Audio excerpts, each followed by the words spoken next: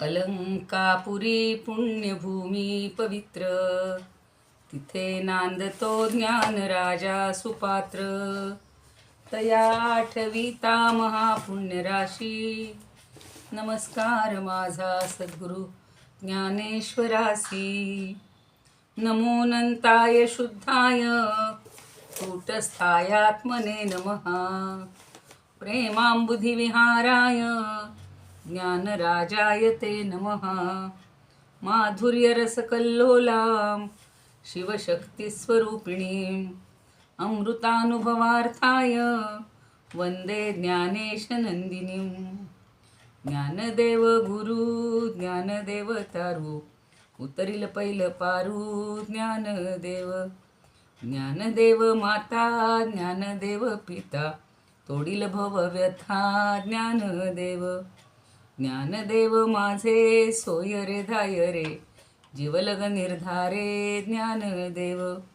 सेना म्हणे माझा ज्ञानदेव निधान, दाविली निज खूण ज्ञानदेवे. ज्ञानियांचा राजा गुरु महाराव, म्हणती ज्ञानदेव. तुम्हाईसे मज पामरासी, काय थोरपण पायीची वहाण. पायी बरी ब्रह्मादिक जेथे, तुम्हा ओळंगणे इतर तुलने. काय पुढे तुका म्हणे नेणो, युक्तीची आखोली म्हणून ठेविली. पायी डोई म्हणून ठेविली पायी डोई. ज्ञानियांचा राजा गुरु महाराव, म्हणती ज्ञानदेव तुम्हाईसे.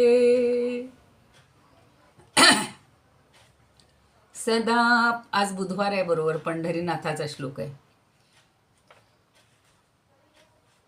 लीलायस्य वक्त्रावश्रुति पाठयन्तं, प्रतिष्ठानपूर्यां सुधी संघसेव्यं. चतुर्वेदतन्त्रेतिहासादिपूर्णं, समाधिस्थमूर्तिं भजे ज्ञानदेवं. सदा पंढरीनाथ पादाब्जभृङ्गं निवृत्तीश्वरानुग्रहात् प्राप्ततत्त्वं. महेन्द्रायणी तीरभूमौ वसन्तं, समाधिस्थमूर्तिं भजे ज्ञानदेवं. समाधिस्थमूर्तिं भजे ज्ञानदेवं. रणे कृष्णबीभत्सु संवादभूतो, मृगीतार्थबोधाय ज्ञानेश्वरी वै. कृतिर्निर्मितायेन च प्राकृतोक्त्या, समाधिस्थमूर्तिं भजे ज्ञानदेवं. समाधिस्थमूर्तिं भजे ज्ञानदेवं. समाधिस्थमूर्तिं भजे ज्ञानदेवं. ज्ञानेश्वर महाराज की जय. पंढरीनाथ भगवान की जय. पंढरीनाथांना वंदन करूया. निवृत्ती ज्ञानदेव सोपान मुक्ताबाई सर्वांना वंदन. तुम्ही श्रोते जगदीश मूर्ती, तेथे माझी व्युत्पत्ती किती. बुद्धिहीन अल्पमती सलगी करीते. सर्वांच्या हृदयस्थ परमात्म्याला वंदन. आणि आज आपण 30व्या ओवीकडं जाणार आहोत. बघता बघता सच्चिदानंद प्रकरण सुद्धा आपलं अर्ध होत आलेलं आहे. आणि सगळ्यात महत्त्वाचं असं हे प्रकरण आहे. पुढचंही अजून याच्याहीपेक्षा महत्त्वाचं आहे. आणि ज्ञानदेवांनी जे काही काल दृष्टांत सांगितलेले आहेत, ते ज्यांना समजलेत त्यांनी थोडं समजावून सांगा. त्याची पुनरावृत्ती होईल, म्हणजे जे काल कोणी आले नसतील त्यांनाही समजेल. बोला ताई. बोला ताई 28वी घेते मी. हो, घ्या घ्या घ्या घ्या. तैसी सत्ताची स्वभावे, असत्ता सर्व नव्हे. मा सत्तात्व संभवे, सत्तेसी काही. ज्ञानेश्वर महाराज म्हणतात, परमेश्वराचे अस्तित्व संपूर्ण विश्वात व्यापले आहे. त्यामुळे त्या विश्वावर त्याचीच फक्त सत्ता आहे. परमेश्वर हा सर्व चराचरात भरलेला आहे. त्यामुळे त्याचे नाही असे अस्तित्व संभवत नाही. सत्तेचा अभाव म्हणजे असत्ता, आणि असत्तेचा अभाव म्हणजे सत्ता. त्यामुळे परमेश्वर हा सत आहे हे म्हणणे खरे नाही. धन्यवाद. छान, सोप्यात सोपं करून सांगितलं. सत्ता आणि असत्ताचा सगळा खुलासा केला. पुढे 29वी कोणी बोलते? मॅडम, शेवटचं वाक्य तुम्ही काय सांगितलं? सत्तेचा अभाव म्हणजे असत्ता आणि हो, आणि असत्तेचा अभाव म्हणजे सत्ता, असंच बोलल्या ना उर्मिला ताई? हो हो असं. हां असत्तेचा अभाव म्हणजे सत्ता. हां, बरोबर आहे. त्यामुळे परमेश्वर हा सत आहे हे म्हणणे हो. खरे नाही. म्हणजे असत्तेचा अभाव ही सत्ता आहे हेही म्हणणं बरोबर नाही, आणि सत्तेचा अभाव असत्ता असंही म्हणणं बरोबर नाही. हो, हो. आता 29वी घेताय का कोणी? घेऊ का? घ्या ना, घ्या. आणि अतिदाचे नाशे आले जे चिन्मात्र तसे. आता चिन्मात्रची मा कैसे चिन्मात्री ये. जडाचे निरसन झाले की उरते ते चैतन्य. त्या चैतन्याला चैतन्याचे स्वरूप प्राप्त होईल का? कारण सूर्यप्रकाशाच्या ठिकाणी अंधार नसतो. कारण प्रकाशाला प्रकाश म्हणजे योग्य होईल का? नाही ना. मग चैतन्याला चैतन्य म्हणजे योग्य ठरेल का? चैतन्य आहे हे फक्त शब्दाद्वारेच प्रगट करता येते. शब्दातून चैतन्य प्रगट होते.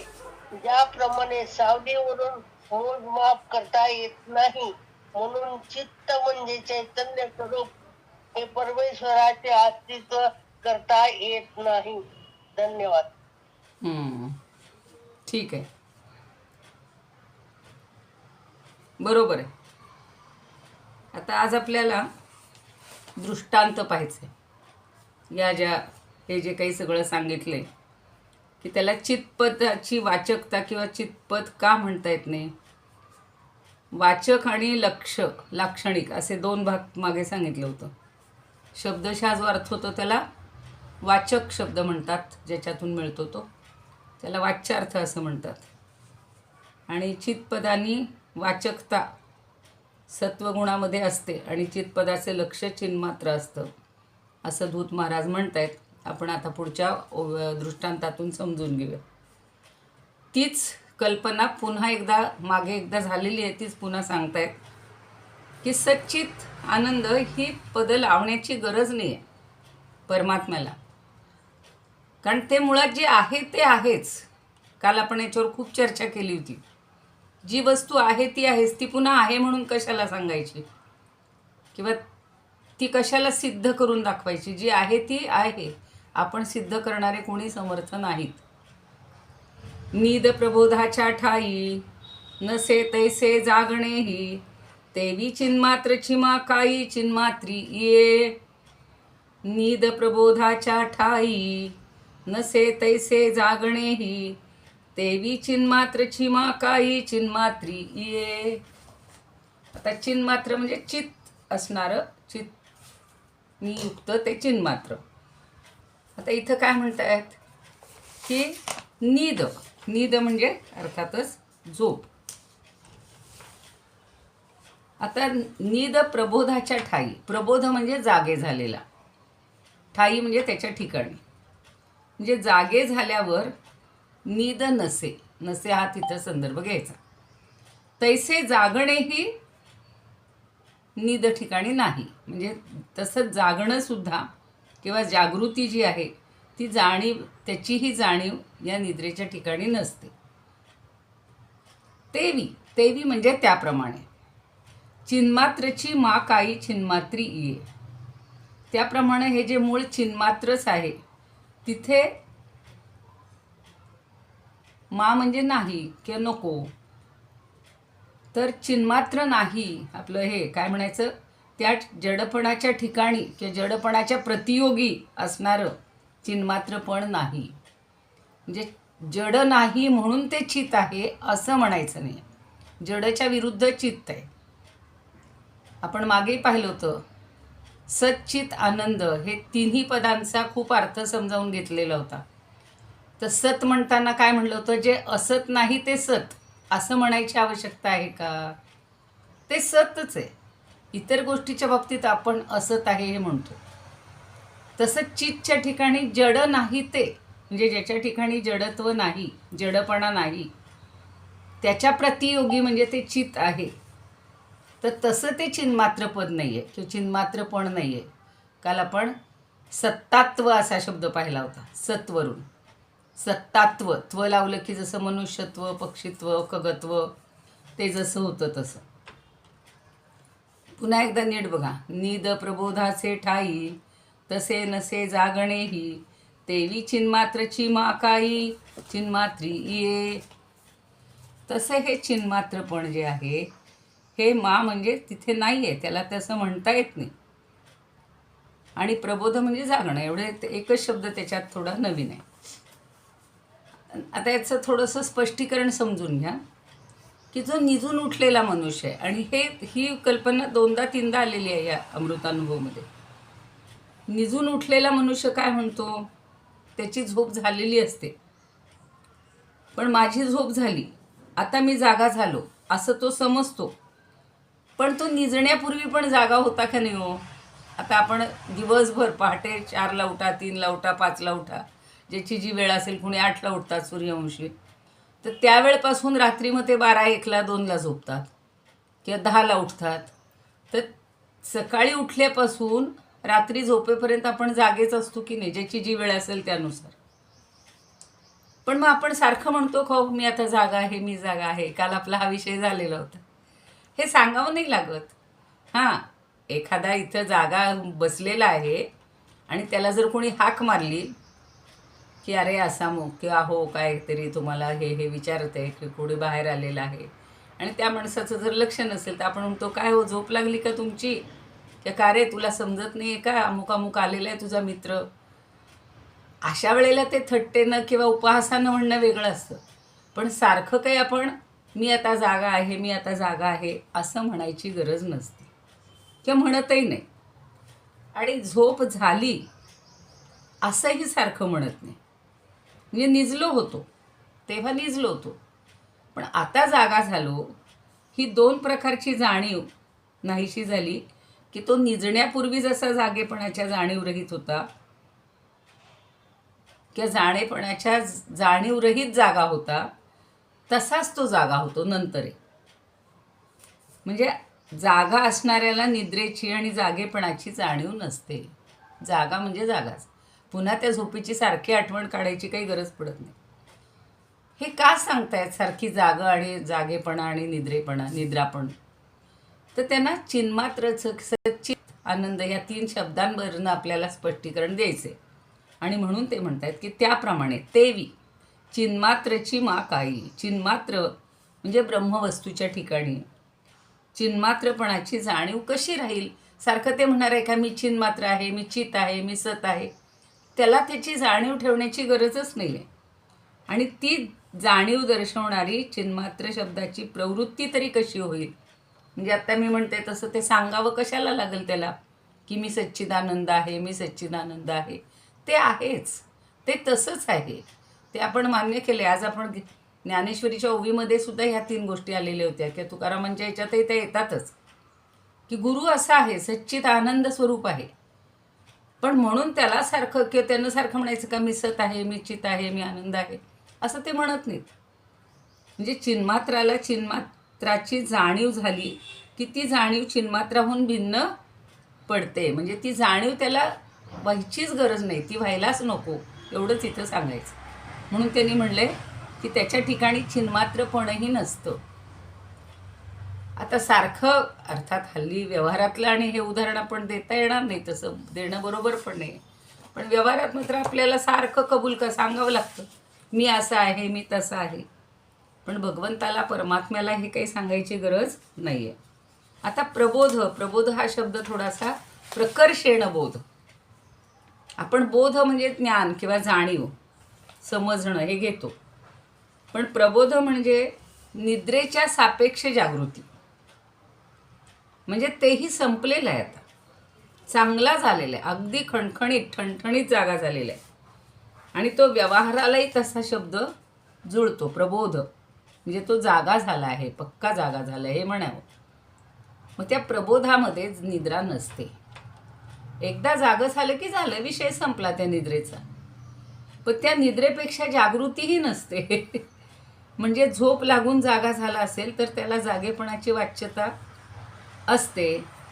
पण तो जागाच जेव्हा बसलेला आहे तेव्हा सारखा जागा आहे जागा आहे जागा आहे असं कशाला म्हणायचे. आणि तसं जर म्हणलं तर आपल्याला रागही येईल. लहान मुलाला सुद्धा, काय रे तू जागा झालायस ना, असं म्हणलं तर तो म्हणाल, मग मी एवढं उठलो, अभ्यास केला, मी दात घासले, मी आंघोळ केली, मला असं काय विचारते ग आई, किंवा जी कोण असेल विचारणारी ती. म्हणजे त्याचाही आपल्याला स्वतःला यात काय म्हणू आपण, व्यवहारामध्ये सुद्धा त्याचा राग येतो. आणि मग चिन्मात्र वस्तू तर मुळात चिन्मात्र आहेच, तिच्या ठिकाणी चितपद हे कशाला सारखं प्रवृत्त होईल किंवा ते कशाला सांगावं लागेल, ते सांगण्याची आवश्यकता नाही. ते आहेच, चैतन्याने युक्त आहेच. पण ते असंच सिद्ध करा, तसं सिद्ध करा, जसं मी म्हणलं होतं की भूमितीतली प्रमेय असतात, व्यवहारातले काही असे तडाखे असतात आडाखे, मग त्याच्यावरून त्याला सिद्ध करायला जायचं आपल्याला अधिकारही नाही, गरजही नाही आणि योग्यही नाही.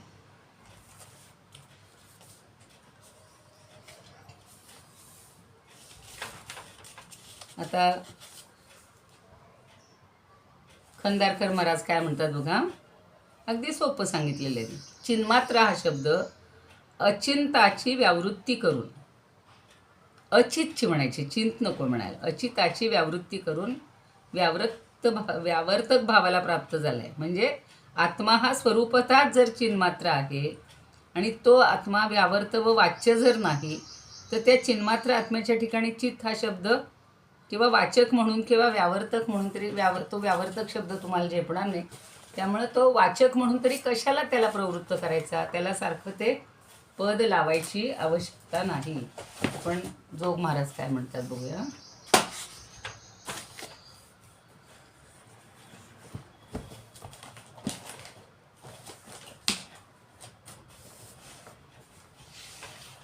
आता संस्कृत मधलं पाहूया आधी.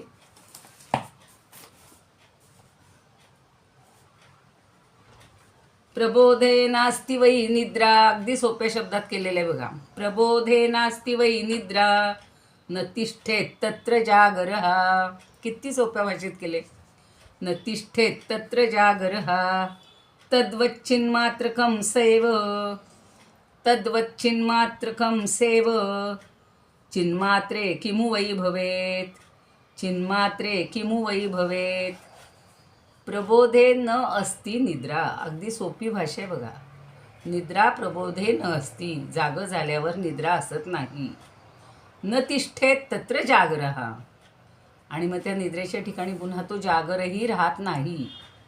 निद्रा आली की निद्रा, मग तेव्हा आपण म्हणतो का मी म्हणजे नाही, काही ते जागृतीचा काही तिथे संबंधच नसतो. निद्रा म्हणजे निद्रा. तद्वत त्याप्रमाणे चिन्मात्रकम स एव, जे चिन्मात्र आहे, चैतन्याने युक्त आहे, चित्तने युक्त आहे, त्याला चिन्मात्र म्हणायचं. स एव चिन्मात्रे किमु वै भवेत, मग त्याला चिन्मात्र आहे, चिन्मात्र आहे, चिन्मात्रत्व त्याच्या ठिकाणी कसं असेल, म्हणजे त्यानं कशाला ते व्यक्त करायला पाहिजे, की सारखं आपण त्याला ते कशाला पद लावला पाहिजे, किंवा ते सांगण्यासाठी कशाला एवढा हटापिटा करायला पाहिजे, त्याची आवश्यकता नाही. आणि स्वरूपानंद काय म्हणतात बघा.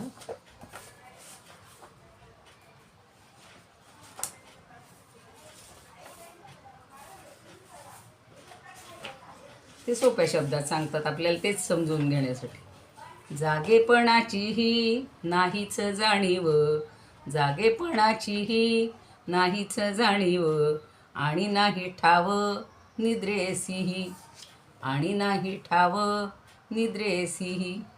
ऐसी स्वाभाविक जागृती जी मूळ, ऐसी स्वाभाविक जागृती जी मूळ, तैसेची केवळ चिन्मात्र ते, तैसेची केवळ चिन्मात्र जे, तेथे जडपण राहील कोठोन, तेथे जडपण राहील कोठोन, चिद्रूपाचे भान तरी कैसे, चिद्रूपाचे भान तरी कैसे. त्याला कुठलंच भान नाही, त्याला कुठलंच सांगायचे म्हणजे तशी जाणीव ठेवण्याची गरज नाही की मी आता जड नाही आहे, मी जड नाही हेही म्हणायला नको, किंवा मीच चैतन्याने युक्त आहे, मी चिन्मात्र आहे हेही सांगण्याची आवश्यकता नाही. वामनराव देशपांडे.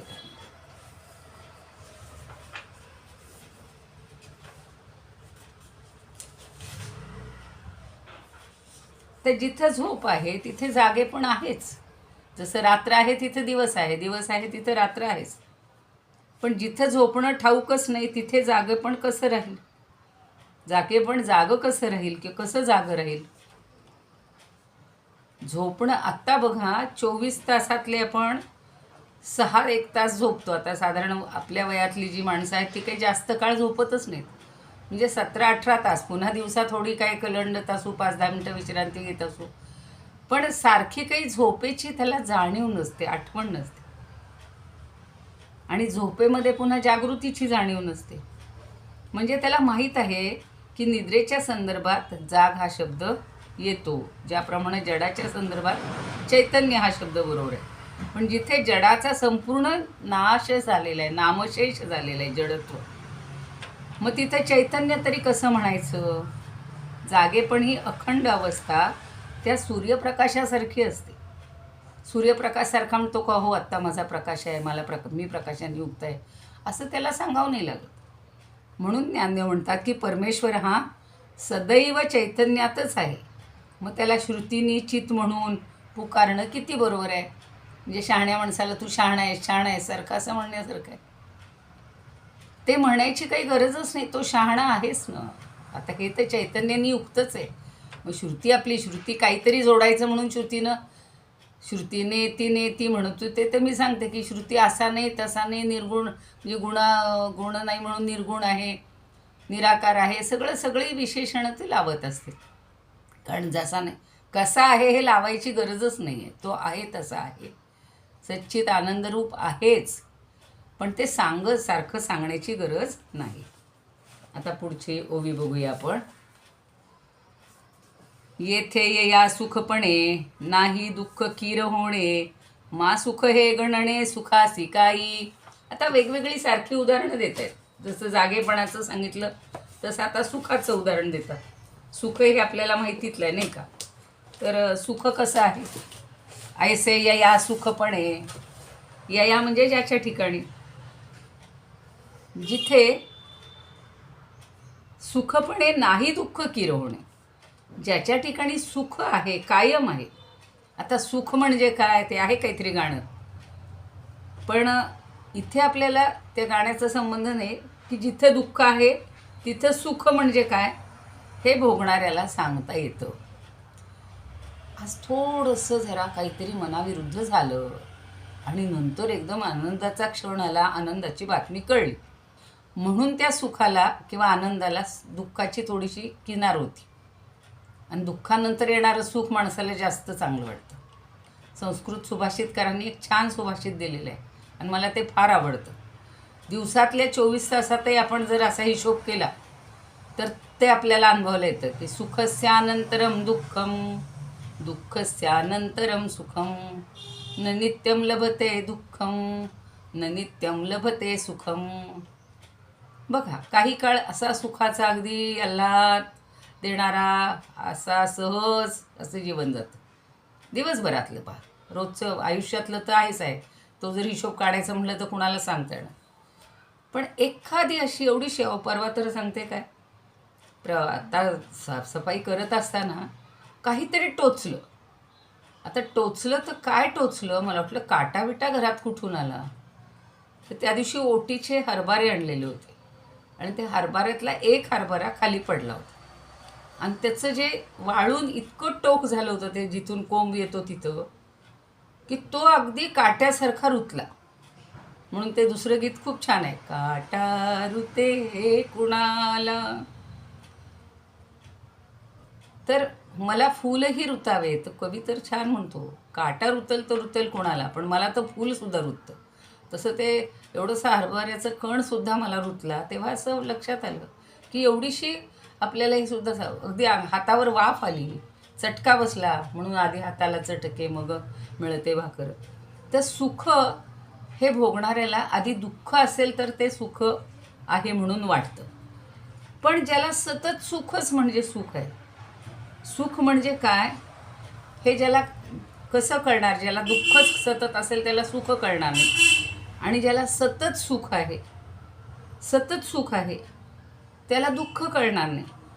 पण सुख म्हणजे आनंद, आणि हा आनंद स्वरूप अखंड आहे. ज्याला अखंडत्व आहे त्याला दुःख दू माहिती नाही, ख त्याहून माहिती नाही. त्यामुळं त्याला कसं हे स्वरूप कळणार, दुःखाचं स्वरूप कसं कळणार. आणि परमात्मा हा असा आहे की अखंड आनंद रूप आहे, अखंड. म्हणून त्यांनी काय म्हणले, ऐसे या सुखपणे नाही दुःख कीर होणे. कीर म्हणजे खरोखर, त्याला दुःख ठाऊकच नाही आहे. या सुख हे गणणे सुखासी काही. मग त्या सुखाला सुख म्हणणं कितपत योग्य ठरेल, कारण दुःख माहितीच नाही ना.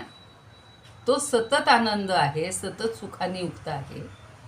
जसं आत्ता मगाशी सांगितलं की झोपलेल्याला जागणं माहिती नाही, आणि जो सतत जागा आहे त्याला झोप माहिती नाहीच आहे.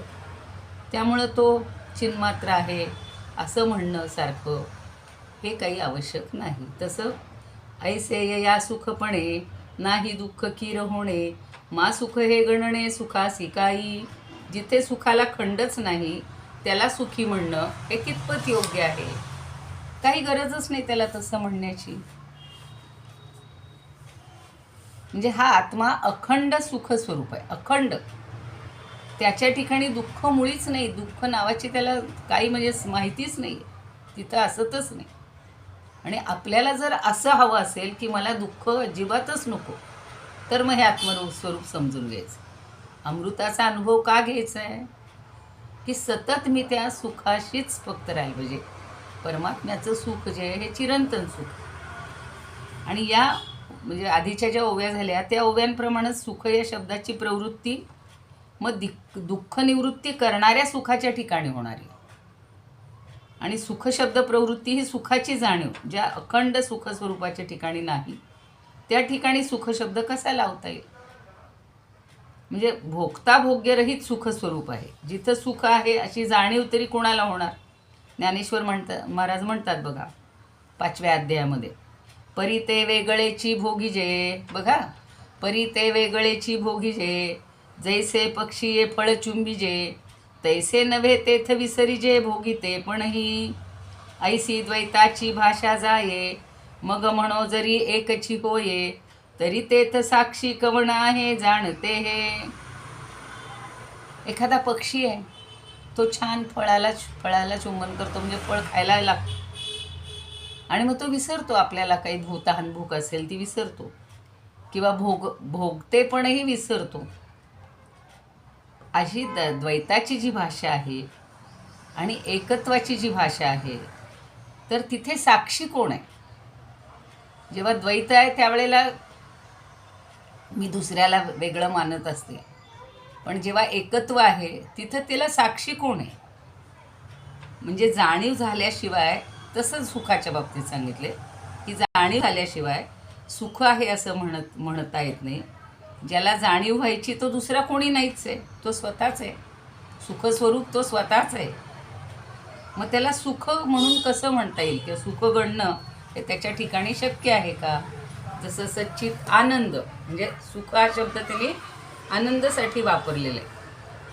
मग जो सुखस्वरूपच आहे त्याला तो म्हणेल का मी सुखस्वरूप आहे, मी तर त्याला दुःखाची झालर किनार कणभरही माहिती नाही आहे. त्यामुळं त्याला तो सुखस्वरूप आहे असंही म्हणायची आवश्यकता नाही. एवढंच या 3 शब्दांचं स्पष्टीकरण आपल्याला या 3 ओव्यातनं समजावून सांगता येतं. आता त्याच्यासाठी अजून वामनराव देशपांडेंनी छान सांगितलेलं आहे की परमात्मा हा अखंड आनंद स्वरूप आहे. त्याला दुःख संबंध म्हणजे काय हे माहीतच नाही. जसा स्वयंप्रकाशी जे तारे आहेत त्यांना काळोख म्हणजे काय माहिती नाही, सूर्याला पण काळोख म्हणजे काय माहितीच नाही. तसं परमात्म्याचं आहे की जिथे सुखाला खंडच नाही, त्याला सुखी म्हणजे सुखी म्हणणं हे कितपत योग्य ठरेल. जसं काल आपण पाहत होतो की श्रीमंत आहे, अगदी गर्भश्रीमंत. नेहरू गर्भश्रीमंत होते असं ते लहानपणीसारखे सांगायचे. मला त्या गर्भश्रीमंताचा अर्थच तेव्हा कळायचं. म्हणजे जन्माला यायच्या अगोदरच म्हणतात ना, तोंडात सोन्याचा चमचा घेऊन येणारे असतात. म्हणजे इतकंच यांना श्रीमंती असते की तो अशा गरिबाची, दारिद्र्याची कल्पना तरी करू शकेल का? बाहेरचं जग बघायला लागला तरी तो म्हणाला असं कसं काय. आता एक सहज व्यवहारातलं म्हणून उदाहरण सांगते. पूर्वी आपल्याला लहान जास्ती भावंडं असायचे आणि मग त्यामुळं त्यांची काही अशी फार ठेप ठेवली जायची नाही, फार कौतुकही केली जायची नाही. अत्यावश्यक जेवढ्या गरजा आहेत तेवढ्याच भागवल्या जायच्या. त्यामुळे अशा रोज चप्पल बूट बदलायचे असतात हे तर सोडून द्या, पण घालायचे असतात हेही माहिती नव्हतं. आम्ही कॉलेजला गेलो तरी म्हणजे पायात काही न घालताच चालणं. 16 किलोमीटर चालत होते मी. आता हे मी माझ्या मुलीला जेव्हा सांगितलं की असं असं आमचं होतं, ती म्हणे तुमच्या आईबाबांना एवढं कळत नव्हतं का यांना चप्पल घ्यायचे. म्हणजे असं आहे की ते सुख, कारण एकदा ती सवय झाल्यानंतर त्याची काहीच वाटत नाही. पण आताच्या पिढीला तुम्ही हे सांगूच शकणार नाही किंवा हे मान्यच होऊ शकणार नाही. तसं सुखाला जिथं खंडच नाही त्याला सुख म्हणणं कितपत योग्य आहे, एवढाच ज्ञानदेवांनी प्रश्न विचारलेला आहे. आता बघूया हे काय म्हणतात जोग महाराज. मग अशी ते जरा सापडायला वेळ लागला होता.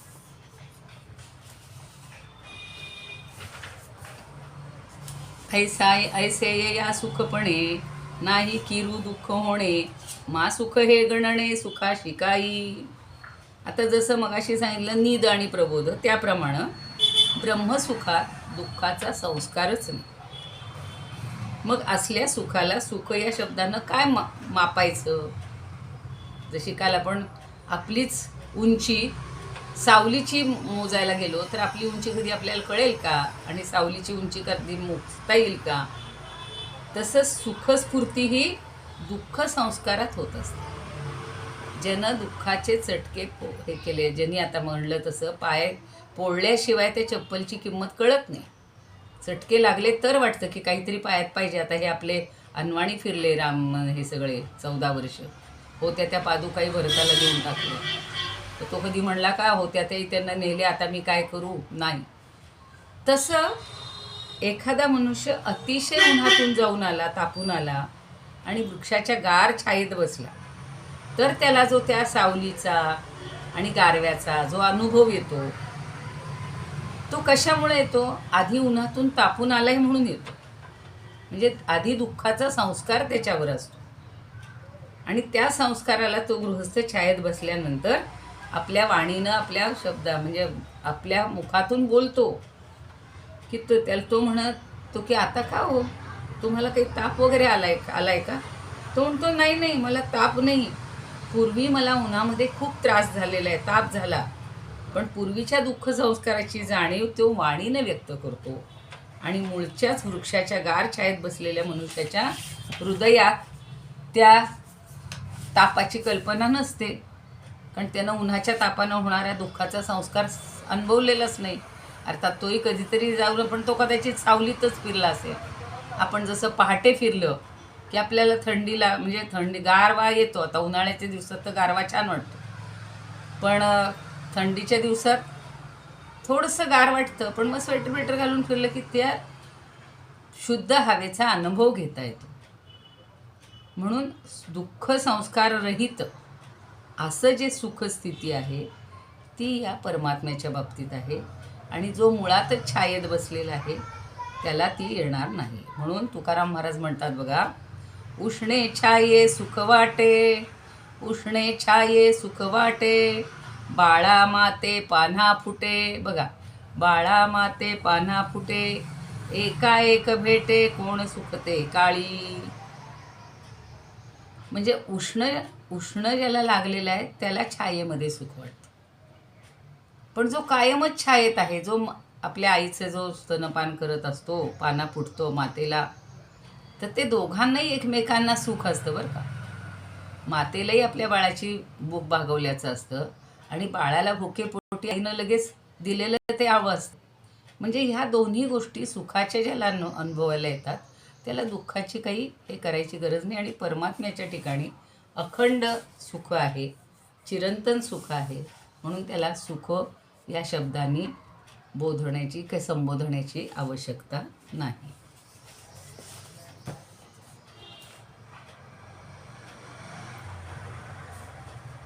आता बघा, श्रीमंत राजा किंवा इंद्र यांना सगळे सुखोपभोग आहेत, त्यांना कुठले दुःखोपभोग माहितीच नाही.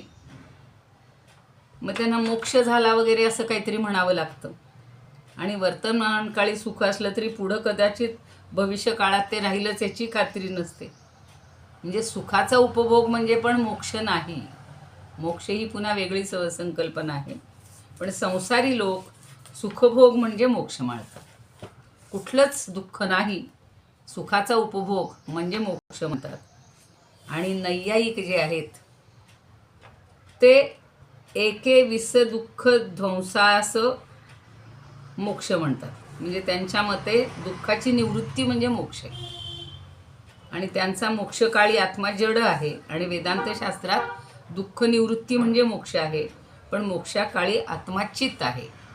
आता हे सगळं तात्विक भाषेतलं जरा सांगायचं झालं तर. आणि नैयायिकांच्या भाषेत एके विस दुःख ध्वंसरूप म्हणजे एकाच्या ठिकाणी दुःखाचा ध्वंस होणं, नाश होणं, ध्वंसरूप मोक्ष. आणि सुखभोग म्हणजे मोक्ष. तर मोक्षकाळी सशरीरी राहावं लागतं, म्हणून सुखभोग म्हणजे मोक्ष नाही आणि दुःखनाश म्हणजेही मोक्ष नाही. या दोघांची वेगवेगळी परस्पर विरुद्ध अशी मतं आहेत. त्याच्यापेक्षा आपल्याला ईश्वर जसा आहे तेच मानून घेणं योग्य आहे. ज्ञानी पुरुषाला हे सगळे प्रकार नैयायिक वेदांती यांची मतं पाहावी लागतात. पण आपण त्या खोलात शिरण्यापेक्षा सुखभोग म्हणजे मोक्ष नाही. आणि ज्ञानेश्वर महाराज म्हणतात ज्या सुखात दुःख आणि दुःखाचं बीज नाही त्या सुखाला सुख असं तरी कसं म्हणायचं. म्हणजे सुखातही थोडंसं जर दुःख असेल किंवा दुःखाचं बीजच नसेल तर त्याला सुख आहे असं कशाला म्हणायचं. सुखच आहे, ते चिरंतन सुख आहे. परमात्म्याच्या ठिकाणी अखंड सुखच आहे. म्हणून सच्चित आनंद, आनंदाच्या ऐवजी सुख हा शब्द त्यांनी सुख हा शब्द वापरलेला आहे. आता म्हणून पुन्हा पुढची ओवी आहे. म्हणून सदसदत्वे गेले चिदचिदत्वे मावळले. फार छान आली आता ही शेवटची ओवी. म्हणजे आता हे सगळं सोडून द्यायचं, कुठलंही विशेषण लावायचं नाही त्या परमात्म्याला. सुखासुख झाले काही नाकी. म्हणून म्हणजे म्हणून सदसदत्वे इथं छोटासा संधी आहे. सत आणि असत्वे म्हणजे सत आणि असत त्याचं त्व लावलेलं आहे. म्हणजे सदसदत्वे गेले म्हणजे सतपद आणि असतपद या दोन्ही गोष्टी निघून गेल्या. आणि चिदचिदत्वे म्हणजे चित्त आणि अचित्त तेही मावळले. जसं आपण सूर्य मावळला म्हणतो तसं हे ह्या दोन्ही गोष्टी मावळून गेल्या. आणि सुखासुख झाले काही नाही. आणि सुख हे पदसुद्धा दुःखाची व्यावृत्ती करून मावळले. म्हणजे दुःख तिथे नाहीच, दुःख दूरच लोटलेलं आहे. आता काय उरलं आहे, आता काय उरलं. आता फक्त चिरंतन नाहीच म्हणायचं, स्वच्छ किंवा अगदी शुद्ध परमात्मरूप. आता सतपद असतपद हे आपण 2-3 वेळेला याची पुनरावृत्ती झालेली आहे. की सत आहे हे का म्हटलं गेलं तर असत नाही म्हणून सत म्हणलं गेलं. चित का म्हणलं तर जड नाही म्हणून चित म्हणलं गेलं. आणि सुख का म्हणलं गेलं तर दुःख नाही म्हणून म्हणलं गेलं. आता ह्या तिन्ही गोष्टी पुन्हा वेगवेगळ्या प्रकारे समजावून दिले की ते तर केवळ सतच आहे, तर त्याला असत म्हणायचं किंवा सत म्हणायचं हे दोन्ही म्हणायची गरज नाही. असत नाही म्हणून सत आहे असं म्हणायची गरज नाही. जे जड नाहीच आहे मग त्याला पुन्हा ते चित आहे असंही म्हणायची गरज नाही. आणि जिथं कायम सुख आहे त्याला दुःख नाही म्हणून सुख आहे असंही म्हणायची गरज नाही. म्हणून या तिन्हीचा निराश झाला. सदसदत्वही निघून गेलं, चिदचिदत्वही संपून गेलं, मावळलं. आणि सुखासुख हे कधी मावळले हे कळलंच नाही, म्हणजे तिथे फक्त सुखच आहे. म्हणजे सत हे पद असतची व्यावृत्ती करून नाहीसं झालं, मी जे आत्ता सांगितलं तेच. चित हे पद जडाची व्यावृत्ती करून नाहीसं झालं, आणि सुख हे पद दुःखाची व्यावृत्ती म्हणजे निवृत्ती नष्ट करून. कारण असत नव्हत्या जे सांगितलं तेच सगळं सांगतात की असत नाही म्हणून सत, जड नाही म्हणून चित, आणि असुख नाही किंवा दुःख नाही म्हणून सुखपद. हे सगळं त्या असुखासह सुख मावळलं, जडाबरोबर चित मावळलं, आणि असतबरोबर सत मावळलं. म्हणून असे म्हणतात बघा, सदसद विलक्षणत्व. शंकराचार्यांनी अशी पण भाषा वापरलेली आहे त्या ब्रह्मसूत्राच्या भाष्यामध्ये, की हे सदसद विलक्षण आहे. म्हणजे सतही नाही असतही नाही, त्याच्यापेक्षा हे वेगळं आहे. तसं चिदचित विलक्षण, म्हणजे ते चित पण नाही अचित पण नाही, त्याच्यापेक्षा वेगळं आहे. आणि सुखदुःख विलक्षण, म्हणजे सुख आणि दुःख याच्याही पलीकडचं आहे, म्हणून ते त्याच्यापेक्षा वेगळं आहे. म्हणजे परमात्मा हा शब्दाचा विषय नाही. थोडक्यात त्याच्या खाली अंडरलाईन करून ठेवा की कुठलाच शब्द, कुठलंच विशेषण, कुठलंच त्याला काही सांगता येत नाही. असंच या 5व्या प्रकरणात समजावून दिलं आहे. किती वेळा गेलं? 3-4 वेळा दिलं. आता मागच्या 4थ्या प्रकरणात काय केलं होतं की परमात्मा हा ज्ञानाचा विषय नाही हे सांगितलं होतं. परमात्मा हा अज्ञानाचा विषय नाही असंही सांगितलेलं होतं. मग तो अज्ञानाचा नाही तर मग ज्ञानाचा तरी विषय कसा होईल? नाही होणार. म्हणून 4थ्या प्रकरणाचा विषय पुन्हा आता 8व्या प्रकरणात विस्ताराने सांगणार आहे, तेव्हा आपण बघूया. 5व्या प्रकरणाचा विषय आता 6व्या प्रकरणात पुन्हा विस्तारानं सांगणार आहेत. अजून अर्ध आहे, पण हे जे सदसत, चिदचित आणि दुःख सुख हे जे 3दा सांगत आहेत, आता ते कसं आहे, आपलं अज्ञान कसं आहे, हे आता पुढं अगदी ठासून ठासून आपल्याला समजून देणार आहेत. ज्ञानदेवांना ते कौशल्य फार आहे की प्रत्येक गोष्ट आपल्या मनावर ठसवायची. आता तिथे द्वंद्व जिथं नाही आहे असं ते परमात्म तत्व आहे. आणि म्हणून पुढच्या ओवीमध्ये ते सगळं सांगत आहेत की सच्चित सुखत्व हे स्वतःच सिद्ध आहे, ज्याला स्वयंभू म्हणतात. स्वयंभू, त्यांना दुसऱ्या कुणीही निर्माण करण्याची गरज नाही आहे, त्यांना दुसऱ्या कुणीही ते विशेषणं लावण्याची गरज नाही आहे. त्यामुळं ती विशेषणं न लावता ते जसं आहे तसं आपण समजून घेणं, तिथपर्यंत पोहोचणं हे महत्त्वाचं. म्हणजे सुख या शब्दाची प्रवृत्ती आणि दुःख निवृत्ती करणाऱ्या सुखाच्या ठिकाणी होणारी आहे. आता जाऊ दे, जास्त पुन्हा हे पाहायला नको. आता समजलं असेल की आता आपण एका टप्प्यावर आलेलो आहोत की शब्दांच्याही पलीकडचे. काल कुणीतरी ताईंनी ते गाणं बरोबर एकच शब्द सांगितला होता, बरोबर आहे. हे कसं आहे? शब्दांच्या पलीकडचे काही भावना किंवा काही मतं ही व्यक्त करण्यापेक्षा, शब्दातनं बोलण्यापेक्षा ती अनुभवण्याची असतात. व्यवहारातही तसेच असतं. तसंच हे परमात्म तत्व आहे असं आपण समजूया. आणि उद्याला आता आपण 32-33च्या ओवीकडे जाऊया की सुखदुःख हे कसं आहे. आणि जड संपलं की चैतन्य सुद्धा संपतं. एक संपलं की दुसरं काय? 32 झाली आता. हो सांगते ना, 31-32 झाल्या. हां, 30-31-32 3 झाल्या. आता ते मी चुकून बोलताना 32 म्हणले. आता हे द्वंद्वाचं जे काही सगळं जंजाळ आहे हे आता संपणार आहे. आपल्या मनातलं द्वंद्व उरकायचं आहे. कारण एकच शब्द आपल्याला माहितीच नाही. फक्त सुख माहिती आहे का हो? आपल्याला नाही. तिथं दुःख असतंच.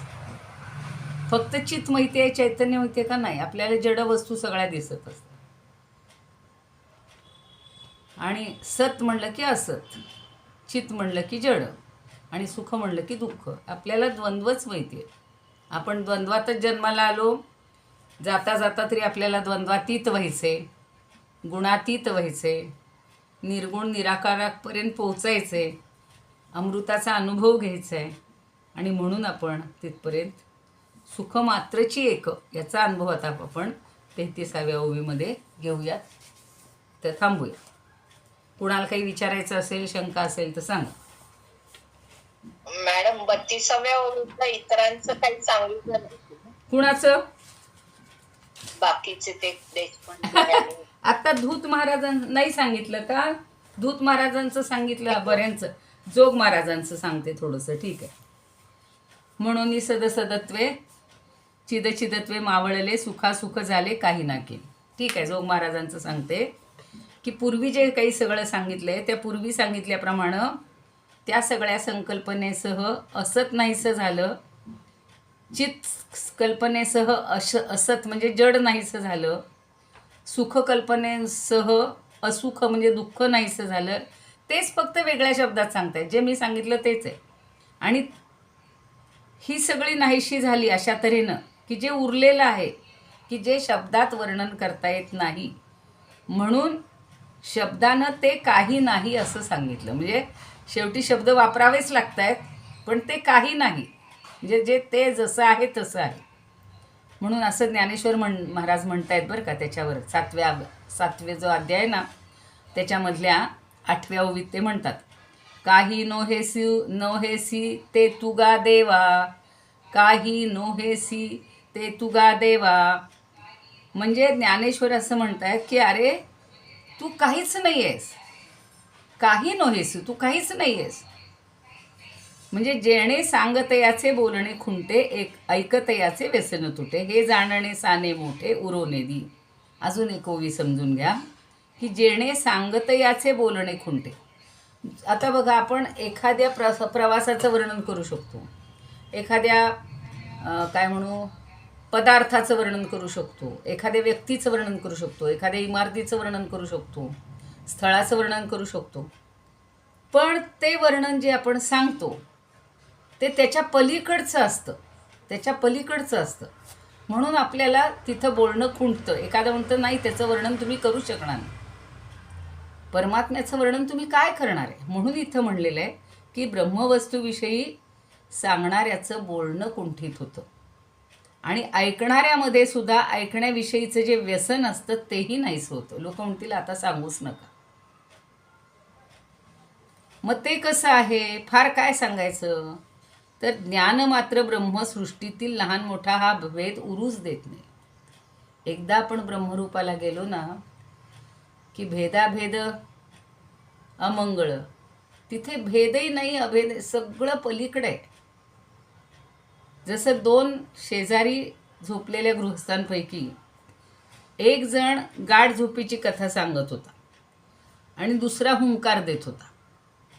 जेव्हा दोघांनाही गाढ झोपेचा साक्षात्कार झाला, म्हणजे गाढ झोप लागली, तेव्हा एकाचं गाढ झोपे संबंधानं सांगणं आणि दुसऱ्याचं हुंकार देत ऐकणं हे दोन्हीही मावळून गेलं.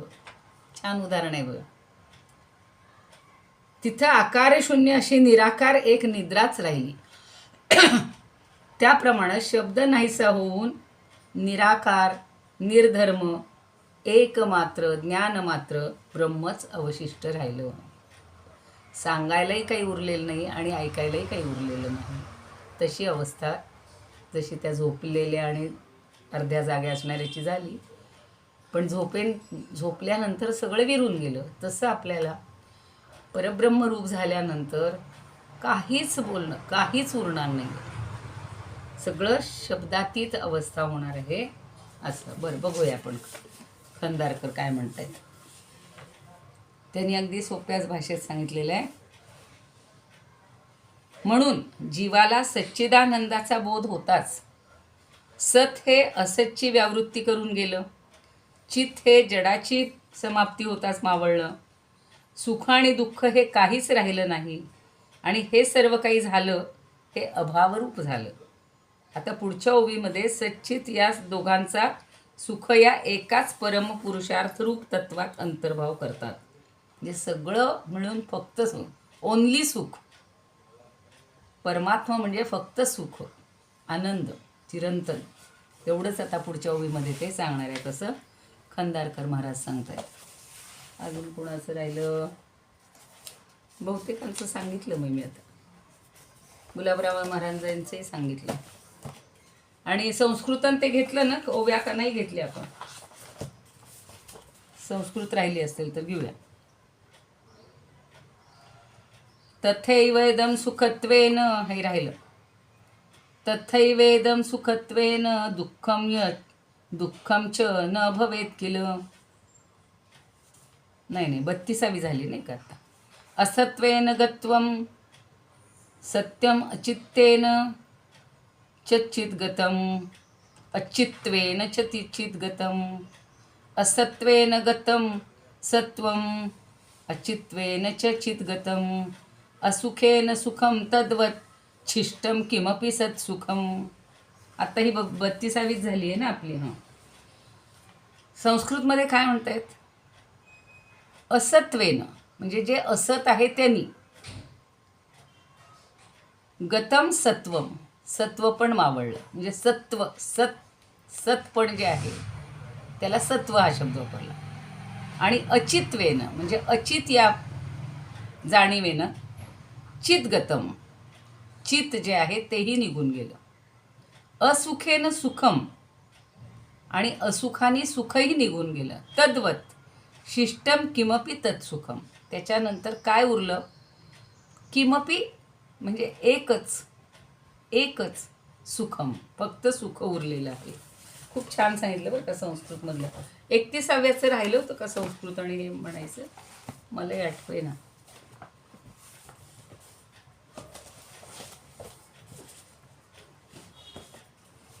आणि ओवी कुठे गेली?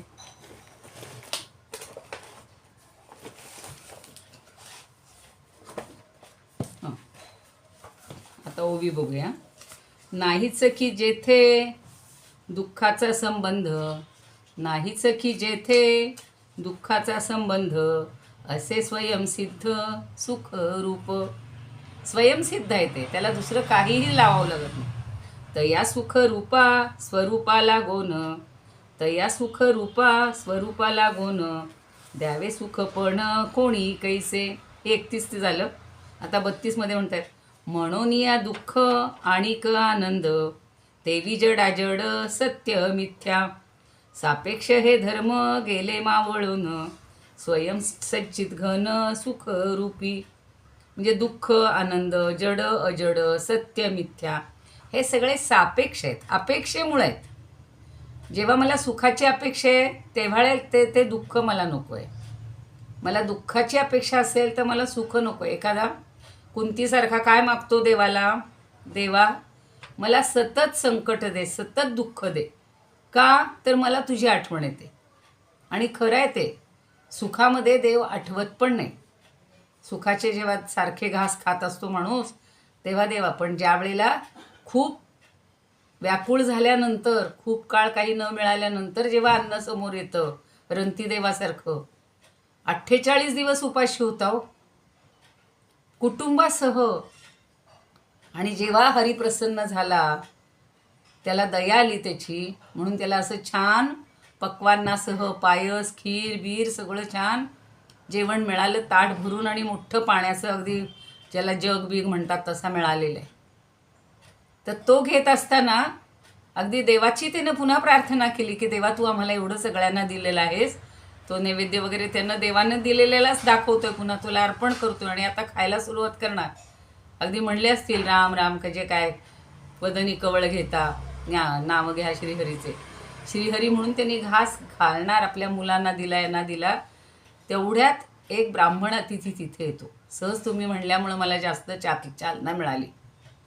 ब्राह्मण अतिथी आला, ओम भवती भिक्षांदे. अजून सुरुवात नाही केली, वदनी कवळच म्हणत असतील, पोरांना अजून वाटायचं असेल. लगेच ते म्हणतात नाही, आलेल्या अतिथीला आज आपल्याला झालेलं आहे बघा त्या ह्याच्यामध्ये अभंगामध्ये, की आलेल्या अतिथीला जर जेवण दिलं, खायला दिलं तर तो आनंद वेगळा आहे, ते पुण्य वेगळं आहे. किंवा संतांना जर अगोदर दिलं आणि मग आपण खाल्लं तर, नाही तर आपली पूजा चालली म्हणून संतांना ठेवणं चुकीचं आहे.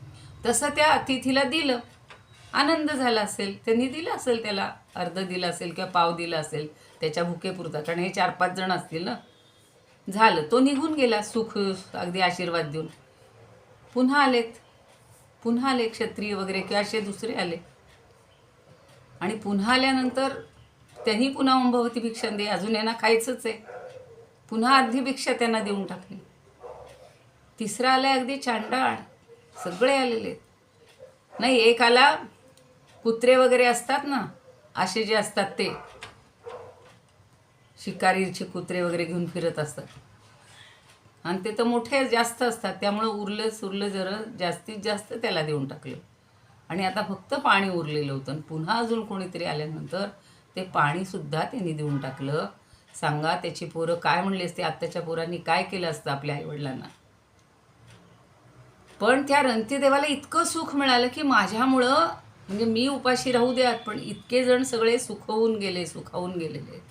रघुराजाचं मागंही ते सांगितलेलं होतं. तर असं जे आहे, ज्याला दुःखानंतर सुख मिळतं तेव्हा त्याला सुखाची किंमत असते, पण सततच सुख आहे त्याला त्याचं काहीच कळत नाही. आणि मग त्यावेळेला देवांनी आकाशातून त्या सगळ्या कुटुंबावर पुष्पवृष्टी केली, आणि त्याचं ते दैन्य सगळं निघून गेलेलं. आणि मग त्याला चिरंतन पुढंच सुख, अर्थात भगवंतच भेटल्यावर बाकी सुखाची गरजच नाही.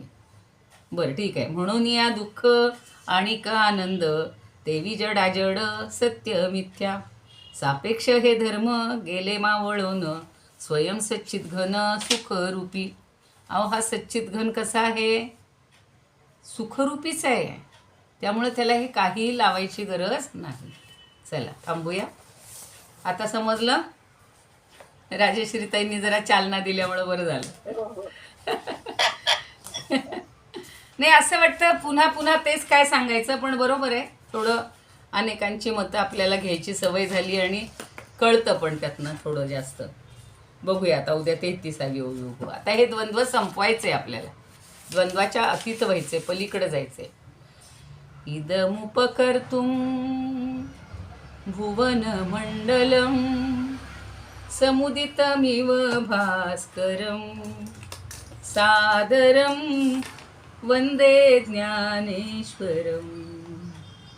त्रिभुवनमाता भगवद्गीता लोकमंगला लोकविश्रुता, लोकहितं संततं ज्ञायता, येन ज्ञानेश्वरी विरचिता.